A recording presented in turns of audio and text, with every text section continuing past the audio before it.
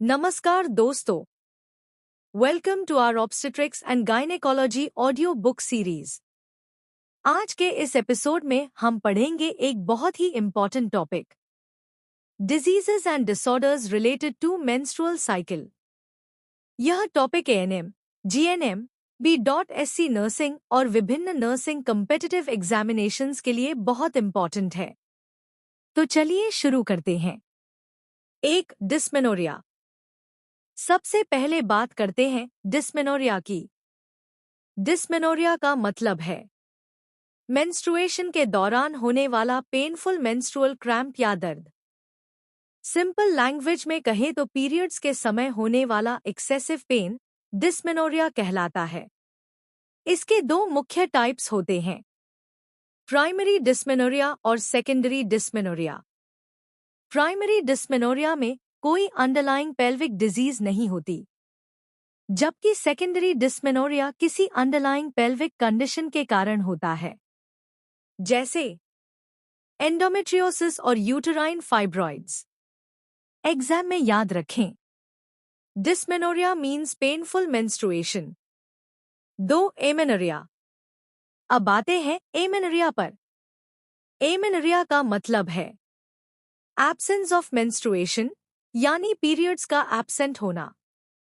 इसके दो टाइप्स होते हैं, प्राइमरी एमेनोरिया और सेकेंडरी एमेनोरिया।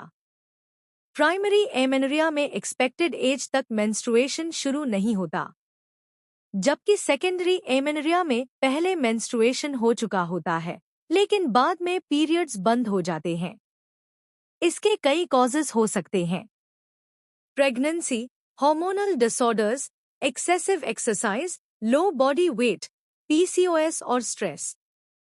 एक बहुत important exam point, reproductive age women में सेकेंडरी एमेनोरिया का सबसे इंपॉर्टेंट फिजियोलॉजिकल कॉज प्रेगनेंसी है। तीन, ओलिगोमेनोरिया। अब बात करते हैं ओलिगोमेनोरिया की। ओलिगोमेनोरिया का मतलब है इनफ्रीक्वेंट मेंस्ट्रुअल पीरियड्स, यानी पीरियड्स सामान्य से कम बार आना और साइकिल्स के बीच इंटरवल बढ़ जाना। यह कंडीशन पीसीओएस में कॉमनली देखी जा सकती है। तो याद रखें, ओलिगोमेनोरिया मीन्स इनफ्रीक्वेंट मेंस्ट्रुएशन। चार, पॉलीमेनोरिया। इसके अपोजिट कंडीशन है पॉलीमेनोरिया। इसमें मेंस्ट्रुअल पीरियड्स सामान्य से ज्यादा फ्रीक्वेंटली आते हैं, यानी पीरियड्स के बीच का इंटरवल कम हो जाता है। Simple trick, oligo means less frequent, जबकि पॉली मीन्स मोर फ्रीक्वेंट। पांच, हैवी मेंस्ट्रुअल ब्लीडिंग। अब बात करते हैं हैवी मेंस्ट्रुअल ब्लीडिंग, यानी एक्सेसिव मेंस्ट्रुअल ब्लीडिंग की। ट्रेडिशनल टर्मिनोलॉजी में इसे मेनोरेजिया कहा जाता था। इस कंडीशन में मेंस्ट्रुअल ब्लीडिंग इतनी अधिक हो सकती है कि पेशेंट को वीकनेस, फटीग, डिजीनेस और आयरन डेफिशिएंसी, अनेमिया जैसी प्रॉब्लम्स हो सकती हैं। एग्जाम में याद रखें, मेनोरेजिया मीन्स एक्सेसिव और हैवी मेंस्ट्रुअल ब्लीडिंग। 6, मेट्रोरेजिया। अब आते हैं मेट्रोरेजिया पर। मेट्रोरेजिया का ट्रेडिशनल मीनिंग है मेंस्ट्रुअल पीरियड्स के बीच एब्नॉर्मल यूटेराइन ब्लीडिंग, यानी पीरियड्स के नॉर्मल टाइम के अलावा ब्लीडिंग होना। इसके कई पॉसिबल कॉजेज हो सकते हैं, जैसे हार्मोनल डिस्टर्बेंसेस, फाइब्रॉइड्स या अदर गायनेकोलॉजिकल कंडीशंस। तो याद रखें, metrorrhagia means bleeding between menstrual periods. 7, मेनोमेट्रोर्हैगिया। अब दोनों टर्म्स को कॉम्बाइन करते हैं, मेनोमेट्रोर्हैगिया। इसका मतलब है हैवी और इरेगुलर यूटेराइन ब्लीडिंग, यानी ब्लीडिंग एक्सेसिव भी है और मेंस्ट्रुअल पैटर्न इरेगुलर भी है।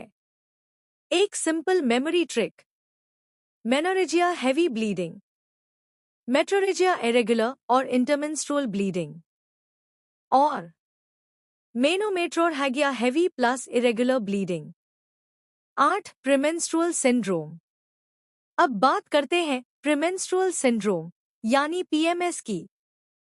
पीएमएस में मेंस्ट्रुएशन शुरू होने से पहले कई फिजिकल और साइकोलॉजिकल सिम्टम्स दिखाई दे सकते हैं, जैसे mood changes, irritability, breast tenderness, abdominal bloating, headache, fatigue और फूड क्रेविंग्स। आमतौर पर ये सिम्टम्स मेंस्ट्रुएशन के आसपास इम्प्रूव हो जाते हैं। तो याद रखें, PMS means physical and psychological symptoms occurring before menstruation. No premenstrual dysphoric disorder।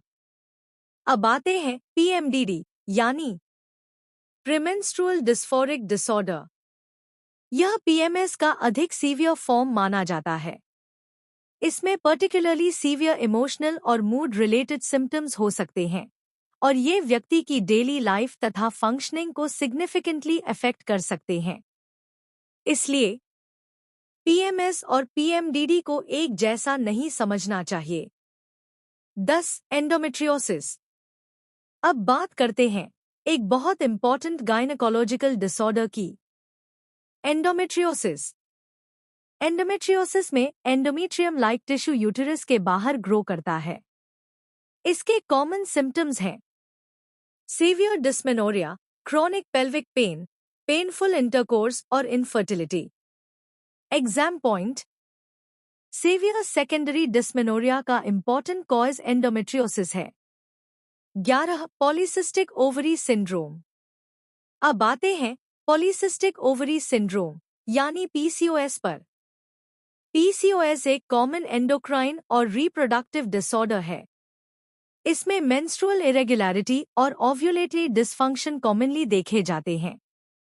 इसके फीचर्स में शामिल हो सकते हैं irregular periods, oligomenorrhea, amenorrhea, hyperandrogenism, acne और हियरसुटिज्म। PCOS में ओव्यूलेशन इरेगुलर होने के कारण फर्टिलिटी भी प्रभावित हो सकती है। Quick revision. अब पूरे टॉपिक को बहुत जल्दी रिवाइज करते हैं। Dysmenorrhea, painful menstruation.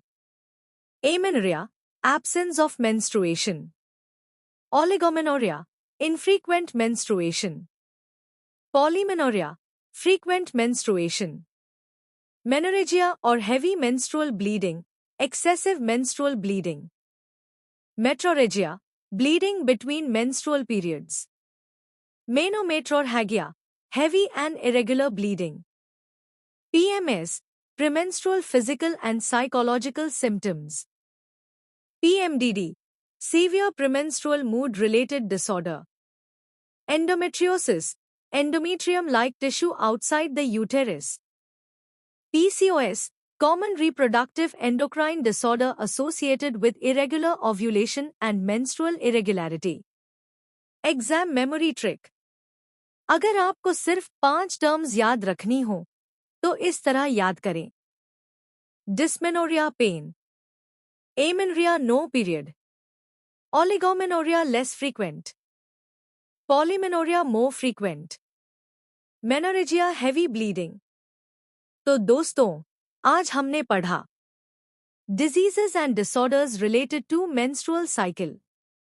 अगर आप ANM, GNM या B.SC नर्सिंग की तैयारी कर रहे हैं, तो इस एपिसोड को एक बार सुनने के बाद दोबारा क्विक रिवीजन जरूर करें। मिलते हैं अगले एपिसोड में एक और important obstetrics and gynaecology topic के साथ। Keep learning, keep revising and keep growing. धन्यवाद।